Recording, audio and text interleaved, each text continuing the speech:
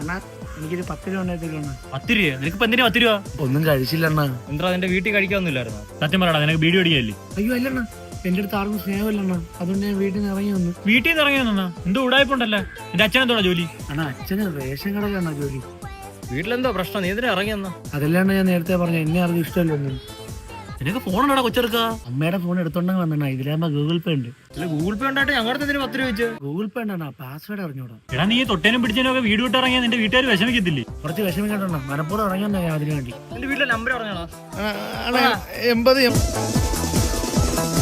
Hello ചേച്ചി, ഒരു ഉണ്ടപ്പയ്യന്റെ വീടല്ലേ? അയ്യോ മാമ, ഫോൺ എന്റെ കയ്യിലാണല്ലോ, അമ്മ വീട്ടിലാ. അയ്യോ മോനെ, പെട്ടെന്ന് അമ്മയടുത്തൊന്ന് വിളിക്കാൻ പറ. നിങ്ങളെ വീട്ടിലെ പയ്യ ഇറങ്ങിയതാ ഇവിടെ വന്നിരിക്കുന്നു. ആ മാമ, ഞാൻ വീട്ടിൽ പോയി പറയാമേ. അണ്ണാ പ്രശ്നം വേണ്ട, എന്റെ അനി ഇറങ്ങി വീട്ടിൽ നിന്ന് പോയെന്ന് തോന്നുന്നു. എന്തുകൂടാ കുടുംബത്തോടെ വിളിച്ചോട്ടോ?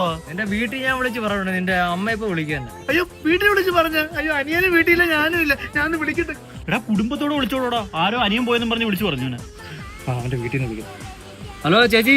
അമ്മയല്ല മാമ, ഇത് ഞാനാ. നിന്റെ അമ്മ ഇത് എവിടെ പോയി കിടക്കും? നിന്റെ അമ്മയുടെ ഫോൺ കൊടുത്തേ മോനെ. അണ്ണാ അണ്ണാ, എനിക്ക് പെട്ടെന്ന് വീട്ടിൽ പോകണം. നല്ല കാര്യം, നീ പെട്ടെന്ന് വീട്ടിൽ പോ. ഹലോ, അമ്മ വിഷമിക്കൂടാ. എന്റെ അനിയൻ എന്തോ പറ്റിയണ്ണ, ഞാൻ പോവണ്ണ. ആണ്ടന്റെ അടുത്ത് പറഞ്ഞാലേ.